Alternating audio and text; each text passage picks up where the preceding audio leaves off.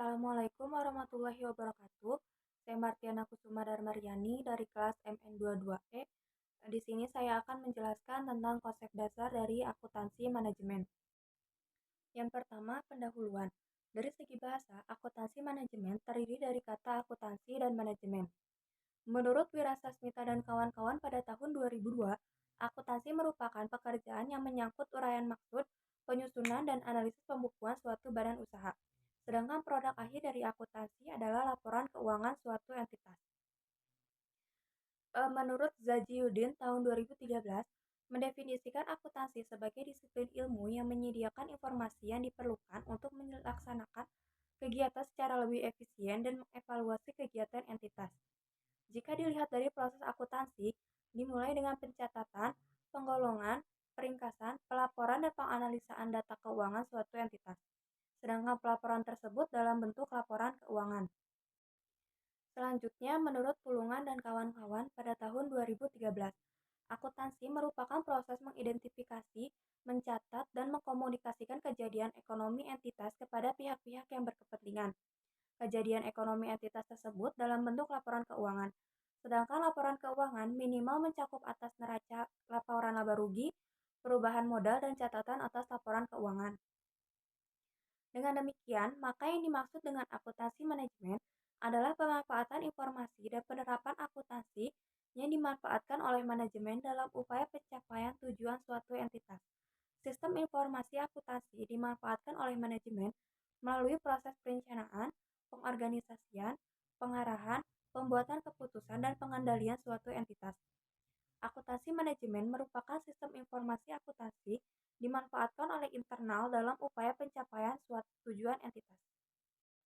Yang kedua yaitu konsep dasar akuntansi manajemen. Manajemen keuangan menurut Tampu Bolon tahun 2013 merupakan proses adaptasi suatu entitas untuk menghasilkan biaya produksi yang efisien sebagai dasar penetapan harga, mutu berstandar internasional dengan gaya desain yang dapat diterima secara global. Manajemen keuangan berkembang sebagai hasil studi secara deskriptif tentang pengelolaan operasional entitas ke arah konsepsi teoritis korporasi dalam lingkungan yang dinamis dan penuh dengan ketidakpastian. Menurut Weston dan Copeland pada tahun 2010, mendefinisikan manajemen keuangan sebagai penerapan prinsip-prinsip keuangan dalam pengambilan keputusan suatu entitas. Dalam manajemen keuangan suatu entitas seperti A. Pemilihan produk dan pasar entitas, B. Strategi riset, investasi, produksi, pemasaran dan penjualan, C. Pengelolaan SDM, D. Perolehan dana dengan biaya yang rendah dan secara efisien, dan E. Penyesuaian kebijakan sebagai respon terhadap perubahan lingkungan dan persaingan. Selanjutnya, menurut Syahrial dan Purba pada tahun 2012, manajemen keuangan sebagai upaya manajemen dalam membuat keputusan keuangan dalam upaya memaksimumkan keuntungan entitas. Keputusan keuangan meliputi analisis investasi, manajemen modal kerja, pengelolaan sumber dan biaya modal, penentuan struktur modal, kebijakan dividen, dan analisis resiko dan hasil. Dari uraian di atas, maka manajemen keuangan merupakan bagaimana keputusan keuangan suatu entitas diambil dengan memanfaatkan data-data keuangan. Sistem informasi keuangan dimanfaatkan oleh manajemen melalui proses perencanaan, pengorganisasian, pengarahan, pembuatan keputusan, dan pengendalian sebagai upaya tercapainya tujuan suatu entitas. Selanjutnya ada juga menurut Hansen dan Moen pada tahun 2004. Dalam sistem informasi akuntansi manajemen menghasilkan keluaran atau output dengan masukan, input, dan berbagai proses yang diperlukan untuk memenuhi tujuan entitas.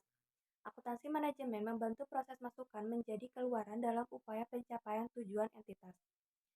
Menurut International Certified Professional Accountant, akuntansi manajemen merupakan bagian inti dari ilmu manajemen terkait dengan pengambilan keputusan. Hal ini disebabkan akuntansi manajemen mampu secara sistematis menginformasikan kondisi keuangan secara akuntansi dalam upaya kesinambungan bisnis.